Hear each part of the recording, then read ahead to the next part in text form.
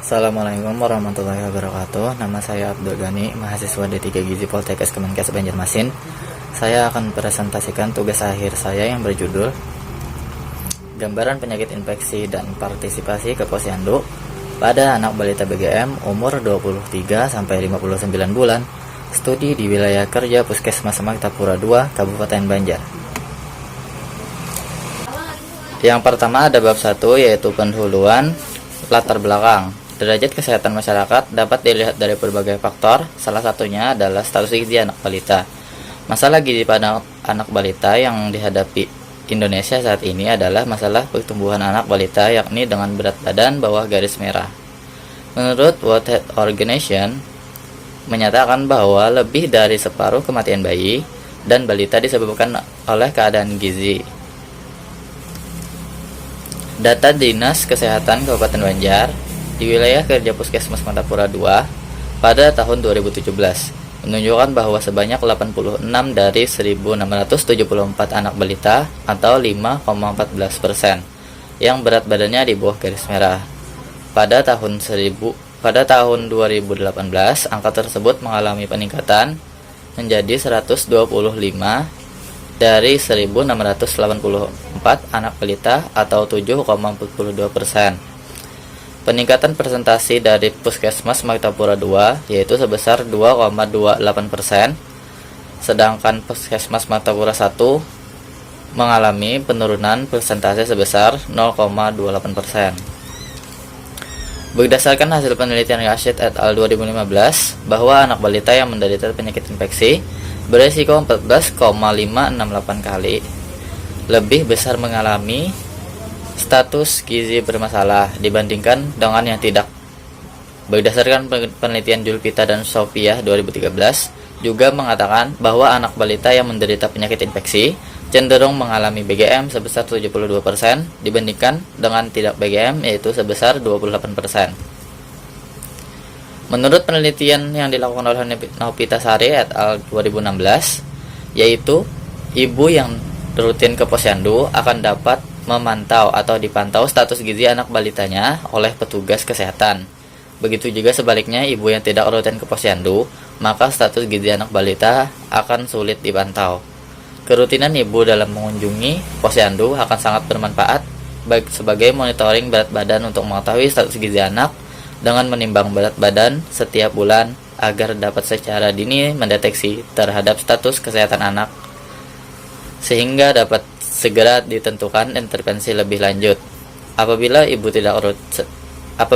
tidak secara rutin mengunjungi posyandu, mengakibatkan status gizi anak tidak terpantau dengan baik. Rumusan masalah dari latar belakang di atas dapat dirumuskan bagaimana gambaran penyakit infeksi, partisipasi posyandu pada anak balita BGM umur 23 sampai 59 bulan di wilayah studi di wilayah kerja Puskesmas Martapura II, Kabupaten Banjar. Tujuan umum untuk mengetahui gambaran penyakit infeksi dan partisipasi ke posyandu pada anak balita BGM umur 23 sampai 59 bulan. Studi di wilayah kerja Puskesmas Martapura II, Kabupaten Banjar. Untuk tujuan khususnya, yang pertama ada mendeskripsikan karakteristik anak balita BGM umur 23 sampai 59 bulan. Yang kedua ada mendeskripsikan kejadian penyakit infeksi di wilayah kerja Puskesmas Martapura II. Yang ketiga ada mendeskripsikan partisipasi ke posyandu pada anak balita BGM umur 23 sampai 59 bulan.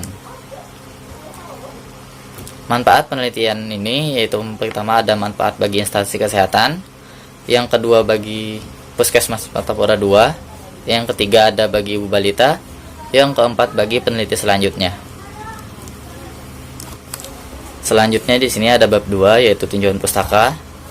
Tinjauan pustaka yang saya ambil di sini yang pertama ada A. Status gizi, B. Anak balita, C. Status gizi pada anak balita, D. Faktor-faktor yang mempengaruhi status gizi anak balita, E. Balita bawah garis merah dalam kurung BGM, F. Intervensi pada balita BGM, G. Penyakit infeksi, H. Posyandu dalam kurung pos pelayanan terpadu, I. Partisipasi masyarakat, J. Partisipasi ibu posyandu.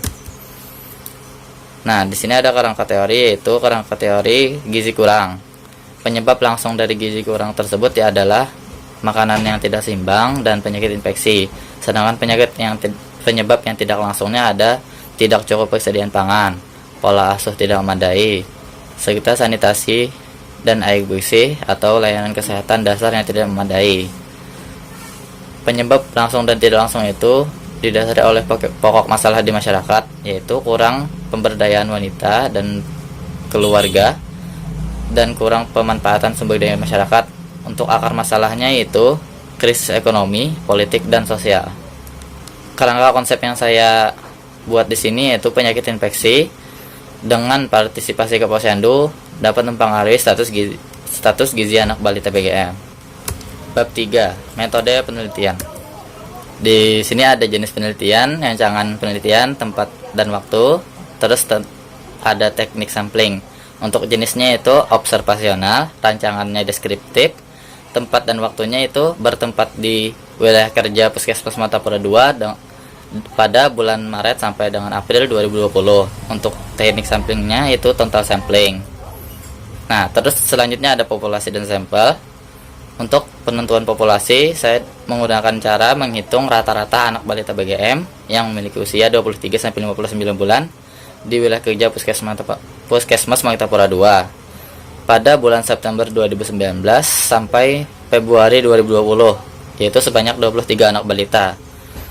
Dikarenakan teknik samplingnya itu dengan total sampling, jadi jumlah sampel sama dengan jumlah populasi, yaitu 23 anak balita. Terus ada definisi operasional. Yang pertama ada penyakit infeksi. Definisi operasional: jika anak balita saat ini atau 3 bulan terakhir mengalami gejala yang termasuk ke dalam gejala penyakit infeksi. Cara ukur dan alat ukurnya dengan cara melihat data sekunder. Hasil ukurnya dinyatakan tidak apabila saat ini atau 3 bulan terakhir tidak pernah terinfeksi penyakit. Sedangkan skalanya itu ordinal. Yang untuk variabel kedua yaitu partisipasi ke posyandu. Definisi operasional: partisipasi ke posyandu adalah tingkat partisipasi ibu balita dalam membawa anaknya ke posyandu, menimbang dan memantau status gizi anak balita. Cara ukur dan alat ukurnya yaitu sama dengan cara melihat data sekunder. Hasil ukurnya dinyatakan rutin apabila 7 kali atau lebih, dan dinyatakan tidak rutin apabila kurang dari 7 kali. Modifikasi dari diagram 2019. Skalanya yaitu ordinal. Metode pengumpulan data. Yang pertama ada jenis data. Jenis data pada penelitian ini hanya data sekunder, yaitu data karakteristik meliputi usia dan jenis kelamin balita BGM. Yang kedua, data penyakit infeksi anak balita meliputi riwayat penyakit infeksi, riwayat kelahiran, dan ASI eksklusif. Yang ketiga ada data partisipasi ibu ke posyandu. Cara pengumpulan data. Pengumpulan data dilakukan secara sekunder dengan melihat laporan bulanan dan pencatatan dari Puskesmas Martapura II. Untuk instrumen penelitian yang saya gunakan pada penelitian ini yaitu adalah dokumentasi. Analisis data, analisis univariat. Bab 4, hasil penelitian. Gambaran umum wilayah kerja Puskesmas Martapura II. Wilayah kerja Puskesmas Martapura II meliputi 3 kelurahan dan 8 desa. Terdiri dari 3, yaitu Pasayangan, Keraton, dan Murung Keraton. Karakteristik wilayah sebagian besar terdiri dari dataran rendah, sehingga seluruh desa dapat dijangkau dengan kendaraan roda 2 dan roda 4 pada musim kemarau. Namun saat musim penghujan, terdapat beberapa desa yang sulit dilalui akibat banjir. Gambaran umum responden. Karakteristik responden menurut kelompok umur. Yang pertama ada 23 sampai 41 bulan, yaitu ada 19 anak dengan persen 82,6%. Yang kedua ada 42 sampai 59 bulan, yaitu ada 4 orang anak dengan persen 17,4%. Terus menurut kelompok jenis kelamin, yang pertama yaitu ada laki-laki. Terus menurut kelompok jenis kelamin, yang pertama ada laki-laki. yaitu sebanyak 12 anak dengan persen 52,2%. Yang kedua ada perempuan, yaitu sebanyak 11 anak dengan persen 47,8%. Yang kedua ada riwayat penyakit infeksi menurut riwayat penyakit infeksi. Yang pertama ada yaitu ada riwayat penyakit infeksi sebanyak 16 anak dengan persen 69,6%. Yang kedua tidak ada riwayat penyakit infeksi sebanyak 7 anak dengan persen 30,4%. Menurut riwayat kelahiran, yang pertama ada BBLR yaitu sebanyak 6 anak dengan persen 26,1%. Yang lahir normal 17 anak yaitu dengan persen 73,9%. Yang terus menurut AC eksklusif, yang pertama ada mendapat AC eksklusif dengan jumlah 14 anak atau dengan persen 60,9%. Yang kedua ada tidak AC eksklusif sebanyak 9 anak dengan persen 39,1%. Untuk yang ketiga itu ada partisipasi ibu ke posyandu. Kategori pertama yaitu rutin, hanya sebanyak 2 ibu dengan persen 88,7%. Yang kedua yaitu kategori tidak rutin, sebanyak 21 ibu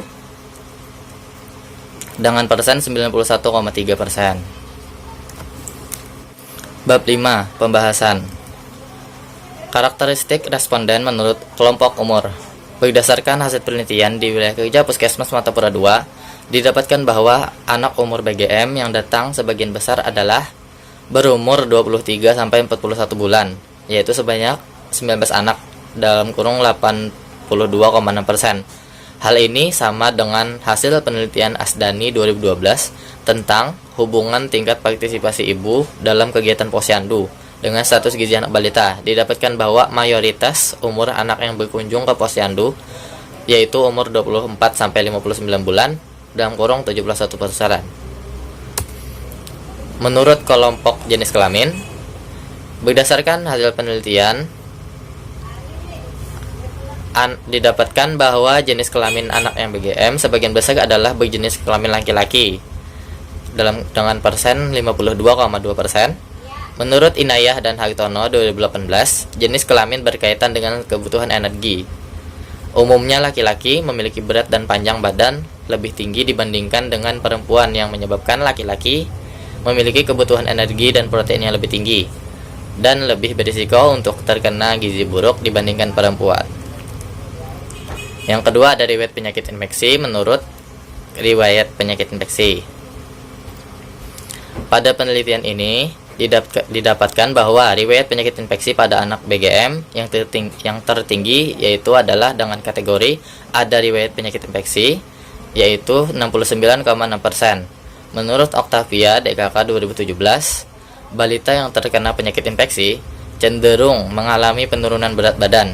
Hal ini dikarenakan terjadi peningkatan metabolisme dalam tubuh balita dan biasanya juga diikuti penurunan nafsu makan. Penurunan berat badan yang terus-menerus dapat menyebabkan terjadinya penurunan status gizi.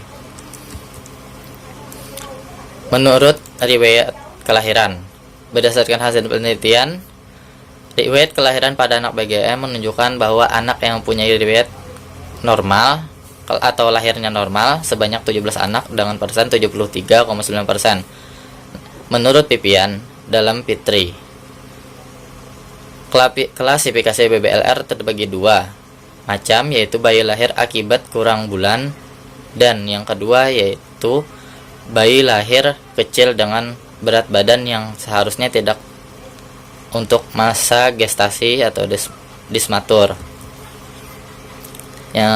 Terus menurut AC eksklusif, berdasarkan hasil penelitian, AC eksklusif pada anak BGM menunjukkan bahwa anak yang mendapat AC eksklusif sebanyak 14 anak, yaitu 60,9%. Menurut Natalia 2017, tidak adanya hubungan hal ini dapat dikarenakan kejadian BGM pada balita dipengaruhi oleh banyak faktor di samping pemberian ASI, seperti faktor berat badan bayi saat lahir, pendidikan ibu, dan juga pendapatan keluarga. Artinya, ibu yang pemberian ASI tidak eksklusif tidak menjamin menyebabkan anaknya BGM. Jika ibu berpendidikan dan berpendapatan cukup sehingga dapat memenuhi kebutuhan gizi keluarganya. Yang ketiga ada partisipasi ke posyandu. Pada penelitian ini didapatkan bahwa distribusi partisipasi ibu ke posyandu pada anak BGM yang tertinggi adalah kategori tidak rutin membawakan anaknya ke posyandu, yaitu sebanyak 21 orang dengan persen 91,3%.